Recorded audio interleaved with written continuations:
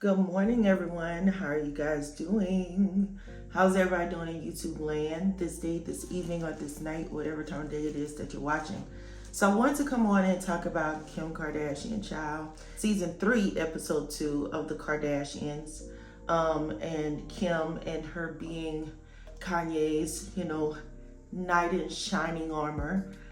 She's complaining that she protected Ye. She, went behind his back and was being the clean up woman, honey, and being the bodyguard to Ye, and nobody protects her, nobody watches over her. So we're gonna talk about that today. I'll be back to talk about Khloe and Scott. Khloe and Scott are nasty, okay? They was talking last night about dating each other. So we'll talk about that in the next video, but I want to talk about Kim today. So I'm doing a little get ready with me for the morning. And I said, let me just hop on real quick and talk about this. So Kim comes on Hulu last night and begins where we left off from last week. So y'all know last week she was up there crying with that ugly cry to her mama, telling her mama about Kanye and the narratives and the tape and him saying all these negative things about Chris and about how the tape was made and just talking negative things about them. And I never say anything bad. I never say anything negative. If I could be overwhelmed and have a bad day because no one else has their shit together. And my thing is, she sits up here and she's like, the first thing comes out of her mouth when the show starts is like, I'm tired of this narrative. And it's like, when is this ever gonna end? I'm stuck with this for the rest of my life. We went from season 1 of The Kardashians on Hulu of her talking about the tape being leaked via Roblox. Then we went into the next part of it, getting the tape back. Then she talked about the tape again last year. You don't want to keep bringing up the tape. You could have talked about 1,000,001 other things. You did not have to bring up the tape during any of these seasons. Now she's saying the narrative, right? And she's saying that, people just won't let her outlive this, her claim to fame is this tape. And I think what's frustrating her is she thought that she could do that tape and that the world would just believe their story over the truth, right? And the truth and the fact of the matter is, we all know she copied everything from Paris, okay? Now, I think her frustration is coming from the fact that Paris is able to go on with her life, get married, start a family, do whatever, and she's still here holding the bag, okay? Now, let me make you understand holding the bag. Y'all gotta remember, Kim Kardashian used to walk around behind Paris holding the bag, okay? She was the help, okay? Always been the help. You was cleaning out that woman's closets. Can we run that back a little bit? You were cleaning out Paris Hilton's closet. And you got infatuated with her lifestyle, wanted to be famous, wanted to be like her, and copied everything down to the tape. The difference between Paris's tape and Kim's tape is this, okay? Let's keep it 1,000% correct. Allegedly, Paris was 19, 20 years old. The man was 31. The tape was filmed in 2001. The Simple Life launched. The first episode of The Simple Life launched December of 2003. And after that happened, in 2004, June of 2004, the tape was out and released, okay? After being leaked. So at the end of the day, before any of the tape mess, that was not Paris's claim to fame. Did it catapult her into stardom? Because everybody then was like, oh my gosh, who is this Paris Hilton? What happened? Yes, because back then that wasn't a thing. That was new to everybody. And at the end of the day, she's an heiress to the Hilton brand, and she had the Simple Life prior to this tape mess. 2007, the Kardashians get a show. That tape had to happen in order for y'all to get a show and for people to even care who y'all were. okay? So let's keep it 1000% correct. You can't be sitting up here comparing apples to oranges, sis, and expecting to get lemonade, okay? Like, stop the madness. All this crying, all this talk about, I protected him. I would call people behind the scenes and be like, it's gonna be okay. Don't worry about what he said. I used to run around and call everyone behind his back and be like, it's gonna be okay, it's gonna be okay, don't worry, just give it another chance. Like, girl, stop. You weren't doing that for Kanye. You was doing that for yourself, to protect yourself, and for a way for you to show the world that, like, you cared about him and whatever. The culture is gone, okay? The culture left with Ye. And she's really upset because if you remember last year when all of this stuff was going down on the internet, she was mad at Kanye West fans because a lot of his fans was going after Kim and blaming Kim for everything and his meltdowns and stuff. So let's be 100% correct. You're mad at his fans. You're not mad at anything else.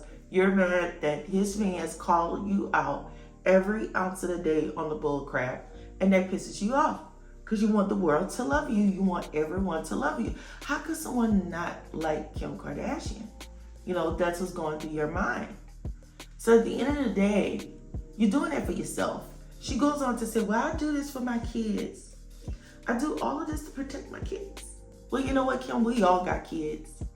And that don't stop y'all from promoting. Like I said last night in my video, if y'all missed the live, definitely go and watch the live.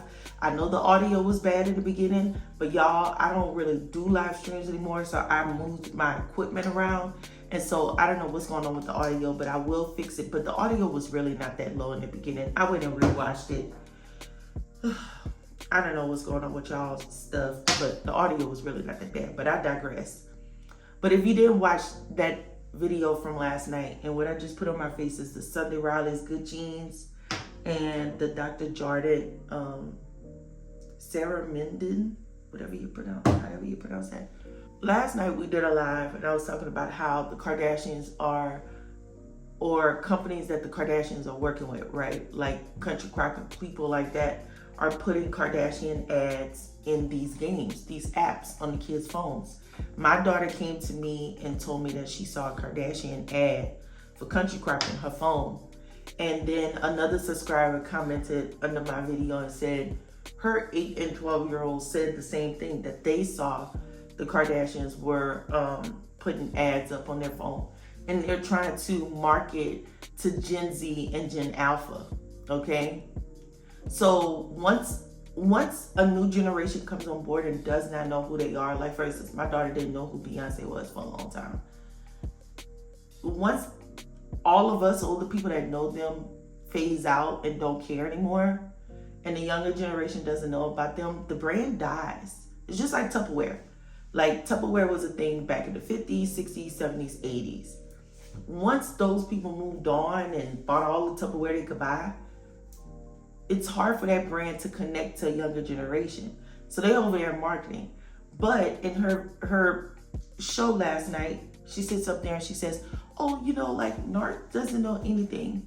When he's going off on his tirade, it's a call to the whole entire house, no TV, no iPads, no cell phones, just Apple TV, and that's it. I have to try to protect my kids. Well, we're trying to protect our kids from y'all. How about that? You think we care? No, we don't. No, we do not. No, we do not. So stop, okay? Like, Kanye saying stuff is one thing. There are people in this world. You remember when Courtney said the infamous, Kim, there are people dying. Let me tell you something, sis. There are people that have kids that the mama is getting abused by their spouse, by their boyfriend, whatever, and their kids are in the next room hearing that stuff and seeing that stuff. And I'm sure that mother would love to protect her kids. So stop acting like what Kanye is saying and doing is just like so egregious that like, oh my God, my kid's mental health. Like, girl, bye. We are going. Like, no one cares. No one cares. Like, what I cared about last night, and I'm going to talk about, is like with Courtney showing her process of launching Lemmy, because nobody knew it was coming. Nobody knew anything about it. Like, that's what I'm interested in. Why does Kim sit here? We don't care about your personal life, sis. We really, truly don't. Why are you not inspiring women through showing them how you running your business meetings? You know, she showed that little business meeting with Domenico and them. But you know why I feel she doesn't show that aspect of her life? Because that aspect of her life doesn't exist. There's Tracy Romulus in the room. There's other people in the room from Skims and all over the place, you know, helping to run this show, helping to really do the work and be the bosses behind the scenes. You're just picking out clothes, okay? So I think that's why we don't get to see her in a creative process of her brand and her business, because she ain't got no business. It's being ran by everybody else. She just a face, per usual. But that whole entire scene of her crying about, you know, the narrative and the tape and all of that, I guess y'all must have got the message from Ray J. Like, y'all know not to mention that tape and say that, okay? And mention his name and be dropping his name again. I guess y'all got that memo, okay? And y'all stop the foolishness, because that's something you chose to do. You were in a committed relationship with your boyfriend at the time. This boy that showed all the receipts. So there's nothing you could tell us. Yeah, I don't know how in her head she thinks it's going to be like Paris' situation. It's not. It's not the same situation. You guys allegedly, according to Ray J, planned this whole thing out.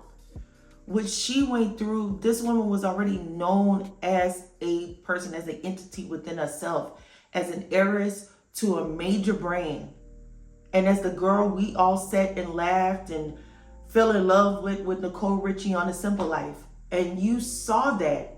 And y'all saw from 2003 all the way to 2006, 2007, y'all saw that and worked on creating a mold to get to that place and space of having Keeping Up with the Kardashians. So, like, let's stop. Let's stop. Let's stop the madness. Let's stop the foolishness. Let's stop acting and pretending. Like, let's really, if y'all really want to show y'all lives, then really show y'all lives. Now, with that being said, I'll be back, okay? I just finished my skincare. I need some sunscreen. So this is the Skin Proud sunscreen. You guys know I love this. This is not sponsored. Okay. I'll be back later on to share with you guys about Chloe. I was going to say something, but I'm not going to say something because it's me. I'll tell y'all in the membership community what I was going to say. But we'll be back to talk about Chloe Child and Scott, because this is something I really want to say about Chloe. But I give no grace to Chloe at this point. I'm going to be 100% honest. Until Chloe is honest with herself and stop being a shell of a damn person, okay, and blaming Courtney for everything, which I'm going to break that down in another video. I have nothing for Chloe at this point. I really don't. We'll be back to talk about Chloe and Scott and their relationship, okay, and her scar, okay. With that being said, you guys, y'all sound off in the comment section down below what you think, and I will see you guys in the next broadcast. Remember to like, comment, and subscribe, and I'll see you guys later.